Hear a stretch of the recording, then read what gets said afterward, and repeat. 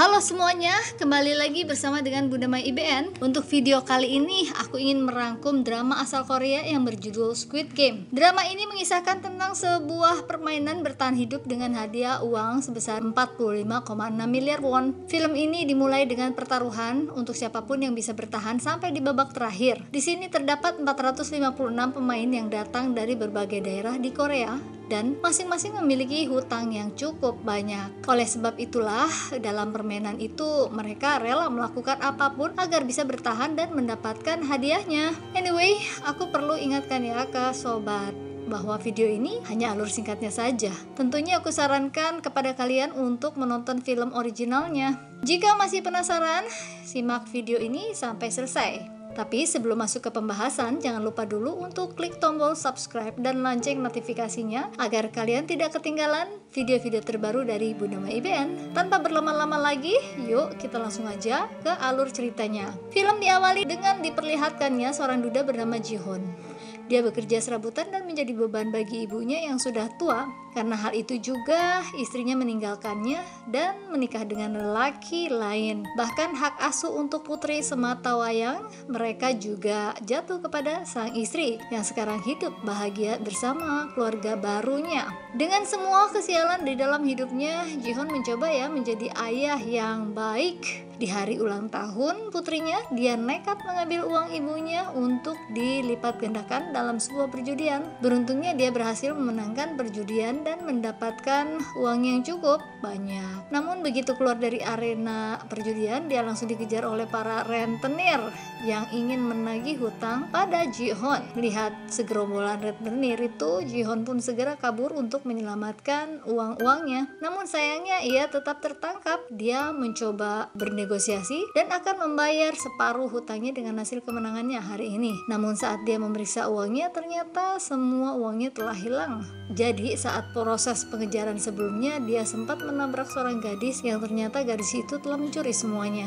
Nah, karena tidak bisa membayar hutang, rentenir pun memaksa Ji-hoon untuk menandatangani sebuah kontrak yang berisi bahwa jika kita bisa menyelesaikan pembayaran hutangnya dalam waktu dekat, maka organ-organ tubuhnya akan diambil dan dijual oleh si rentenir. Semua kesialan hidupnya membuat dia frustasi karena di hari ulang tahun putrinya dia tidak bisa membelikan makanan yang enak serta hadiah yang indah. Dia merasa gagal menjadi ayah yang baik untuk putrinya. Kini dalam hidupnya yang tersisa hanyalah kemalangan serta hutang yang tak akan sanggup dia bayar. Di tengah keputusasaannya itu, Ji-hoon pun mendapatkan secercah harapan. Saat itu seorang pemuda memberikan sebuah tiket masuk ke dalam sebuah permainan. Pemuda itu berkata bahwa jika Ji-hoon berhasil menyelesaikan permainan di sana, maka dia akan mendapatkan uang yang sangat banyak. Mendengar hal itu pun langsung dia tertarik dan mengikuti apa kata pemuda tersebut. Singkat cerita, dan orang-orang lain yang bernasib sama seperti Ji-hoon dibawa menggunakan sebuah mobil. Mereka pun dibius untuk menjaga kerahasiaan tempat permainan tersebut. Selain itu, semua handphone dan barang bawaan mereka juga disita dan akan dikembalikan nanti saat mereka pulang. Terdapat 456 peserta yang dikumpulkan di dalam sebuah ruangan besar. Tempat permainan itu dikelola oleh seorang misterius bertopeng hitam dengan anak-anak buahnya yang menggunakan pakaian serba merah. Mereka sangat merahasiakan semuanya, bahkan identitas mereka tidak boleh diketahui oleh siapapun. Di sana Ji-hoon bertemu dengan beberapa peserta lainnya, diantaranya adalah Sang-woo, teman masa kecilnya Ji-hoon, Il-nam, kakek-kakek berpenyakitan, dan seorang pekerja asing bernama Ali, seorang gangster bernama Daek-soo, seorang wanita bernama Miryong, dan gadis asal Korea Utara bernama Saek-byok. Nah, Saek-byok lah adalah seorang gadis yang sebelumnya mencuri semua uang Ji-hoon. Jadi saat melihatnya, Ji-hoon pun menjadi sangat marah, namun belum sempat membalaskan dendamnya. Para panitia pun datang ke ruangan mereka. Kemudian panitia menjelaskan bahwa selama di sana mereka akan memainkan 6 permainan. Adapun beberapa aturan yang harus disetujui oleh para pemain sebelumnya memulai permainan, di mana pemain itu tidak boleh berhenti di tengah permainan. Lalu pemain yang menolak bermain akan langsung langsung dieliminasi, dan yang terakhir permainan akan dihentikan jika mayoritas dari peserta menyetujuinya. Setelah menyetujui semua persyaratan itu, para peserta pun diarahkan ke ruang yang berbeda. Permainan pertama yang akan mereka inginkan adalah lampu merah, lampu hijau. Terdapat sebuah robot raksasa di ujung ruangan yang akan bertugas sebagai penjaga. Nah, saat sang robot berkata lampu hijau, para pemain diperbolehkan untuk bergerak secepat mungkin agar mereka bisa segera sampai di garis finish. Sebelum waktunya habis, saat robot itu berkata lampu merah, maka para pemain tidak boleh bergerak sama sekali. Karena jika ketahuan oleh si robot, maka mereka akan langsung dieliminasi. Terdengar cukup simpel ya, namun kenyataan yang sebenarnya jauh lebih mengerikan. Bagaimana tidak, dieliminasi dari permainan bukan hanya sekedar dikeluarkan, tapi ditembak hingga tewas. Peluru datang dari berbagai sudut, semuanya telah diatur agar langsung menembak siapapun yang bergerak selama lampu merah. Karena hal itu, para peserta pun terkejut dan mulai berhamburan di arena permainan. Sayangnya tindakan itu bukannya membantu mereka, melainkan membuat mereka semua mati sia-sia. Ji-hoon dan beberapa pemain yang masih tersisa terpaksa harus terus menyelesaikan permainan. Meskipun mereka harus melihat ratusan mayat yang tergeletak tidak terurus di bagian mereka, mereka pun harus tetap berkonsentrasi agar bisa segera sampai di garis finish dengan aman dan tidak kehabisan waktu. Mereka yang sudah melewati garis finish sebelum waktu habis akan dinyatakan lolos dari permainan pertama dan berhak melanjutkan ke permainan selanjutnya. Ji-hoon yang sebelumnya tertinggal mencoba untuk berlari sekencang mungkin di detik-detik terakhirnya, namun sayangnya dia malah terpleset dan hampir jatuh. Beruntungnya Ali yang berada di belakang kebun berhasil menarik bajunya sehingga dia bisa bertahan dan akhirnya lolos dari permainan pertama. Sedangkan mereka yang masih tersisa karena kehabisan waktu langsung dinyatakan kalah dan ditimbaki satu persatu. Setelah menyelesaikan permainan pertama, para peserta pun kembali dikumpulkan di kamar mereka. Dari 456 peserta, kini hanya tinggal 201 peserta saja. Para peserta yang masih tersisa hanya ketakutan karena apa yang terjadi di permainan pertama, dan alhasil mereka pun sepakat ya untuk menyudahi semua itu dengan melakukan voting. Sebelum melakukan voting, panitia mengingatkan kepada mereka bahwa kini hadiah yang terkumpul sudah mencapai lebih dari 25 miliar.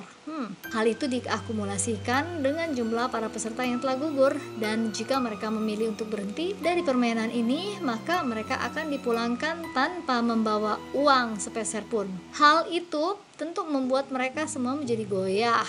Namun pada akhirnya dengan selisih satu suara saja mereka pun sepakat untuk menyudahi permainan tersebut. Setelah kesepakatan itu, para peserta pun akhirnya dipulangkan kembali ke daerah masing-masing. Keesokan harinya, Ji-hoon memutuskan untuk pergi ke kantor polisi dan melaporkan sindikat permainan yang kejam sebelumnya. Dia pun menceritakan semua kejadiannya sejak awal mereka dibawa sampai kembali dipulangkan. Polisi yang mendengar semua ceritanya hanya bisa tertawa. Kemudian Ji-hoon pun memberikan tiket permainan yang sebelumnya dia dapatkan dari pemuda misterius sebelumnya. Di sana terdapat sebuah nomor telepon yang bisa dihubungi, namun ketika si polisi mencoba mengkonfirmasi nomor itu, yang mengangkatnya malah seorang wanita biasa. Hal itu pun membuat polisi marah kepada Ji-hoon dan menganggapnya telah gila. Tidak lama kemudian, seorang polisi bernama John-ho baru saja tiba di kantor polisi tersebut. Entah apa alasannya, dia tuh tertarik dengan tiket permainan yang dibawa oleh Ji-hoon. Dia bahkan meminta identitas Ji-hoon pada para polisi yang mendengarkan cerita Ji-hoon sebelumnya. Nah, John-ho sepertinya mengetahui sesuatu yang janggal dari permainan tersebut. Tidak disangka dia juga memiliki tiket yang sama persis dengan milik Ji-hoon. Tiket itu diketahui milik kakaknya yang sudah lama menghilang. John-ho pun merasa bahwa kakaknya pasti ada di tempat permainan tersebut. Di tempat lainnya, Ji-hoon yang pulang ke rumahnya merasa kebingungan mencari ibunya. Ternyata ibu Ji-hoon saat itu dirawat di rumah sakit karena menderita diabetes akut. Bahkan dokter menyarankan kepadanya untuk segera melakukan operasi, namun sang ibu justru memilih untuk pulang karena tidak sanggup membayar biaya pengobatan di rumah sakit. Hal itu pun membuat Ji-hoon sedih dan kecewa pada dirinya sendiri.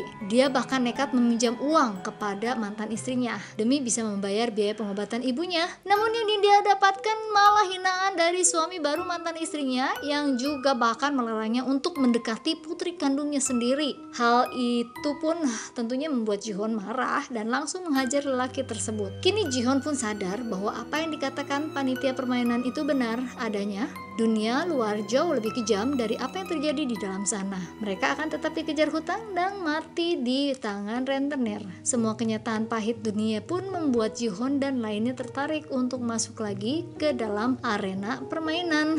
Pada malam harinya, mereka semua pun berkumpul dan dijemput seperti saat pertama kali ikut serta. Namun kini yang berbeda adalah mereka bisa lebih mempersiapkan diri karena sudah tahu apa yang akan terjadi di dalamnya.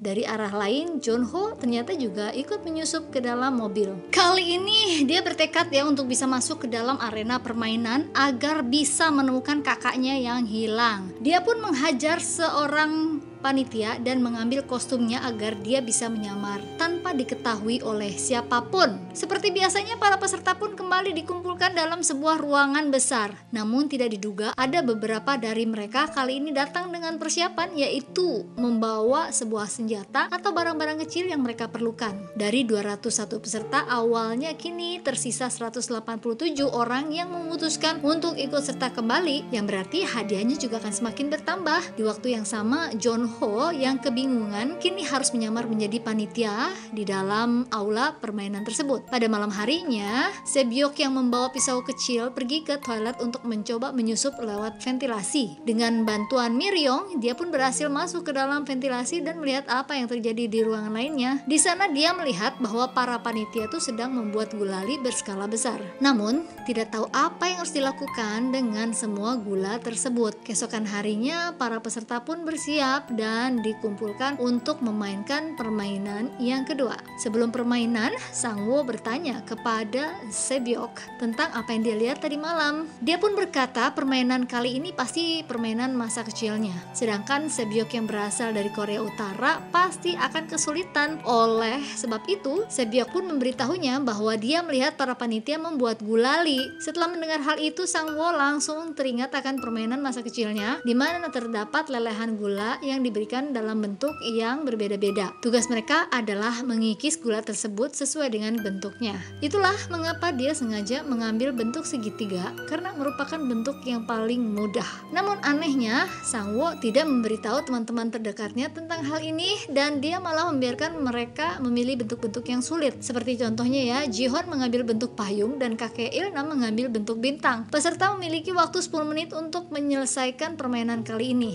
Bagi peserta yang gagal membuat bentuk yang sesuai, maka mereka akan langsung dieliminasi atau ditembak. Hal itu pun membuat para peserta yang lainnya panik dan semakin ketakutan. Mereka semua berusaha sekeras mungkin untuk mendapatkan pola yang diinginkan. Kemudian terlihatlah Miryong yang memanfaatkan korek apinya untuk memanaskan jarum agar gulali itu bisa lebih mudah untuk dilelehkan. Peserta yang mengambil bentuk mudah satu persatu mulai berhasil menyelesaikan misinya dengan aman. Namun yang menjadi masalah adalah para peserta yang mengambil bentuk-bentuk yang sulit, ditambah mereka juga dikejar oleh waktu yang semakin berkurang. Dalam proses permainan itu, Jeonho pun mulai dicurigai oleh panitia lainnya karena dia terlihat kebingungan dan sepertinya dia tidak mengetahui tugasnya di sana. Di menit-menit terakhir, Ji-hoon pun mendapatkan ide cemerlang agar dia bisa menyelesaikan misi dengan cepat. Saat itu, dia melihat bahwa gulali mereka telah memiliki polanya, jadi yang harus dilakukan adalah menjilati gulali itu sampai bisa dipisahkan dari polanya tersebut. Hal itu adalah cara tercepat yang bisa mereka lakukan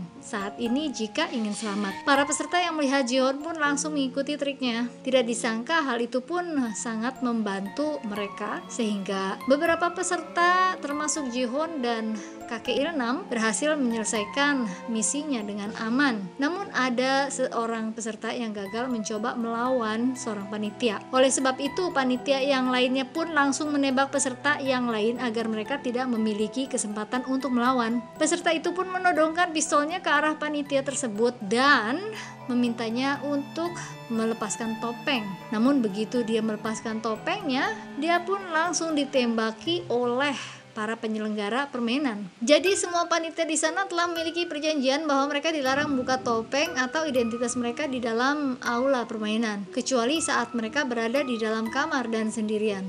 Semua itu dilakukan untuk menjaga semua kerahasiaan dari permainan tersebut. Dan part 1 pun akhirnya selesai. Siapa ya kira-kira yang dari permainan ini menang? Dan apa ya kira-kira yang akan terjadi selanjutnya pada Ji-hoon dan yang lainnya? Pastinya tuh bakalan seru guys dengan menonton film ini. Demikian dulu untuk video kali ini. Semoga video ini menghibur. Sampai jumpa lagi di film-film yang selanjutnya. See you next time. Bye bye.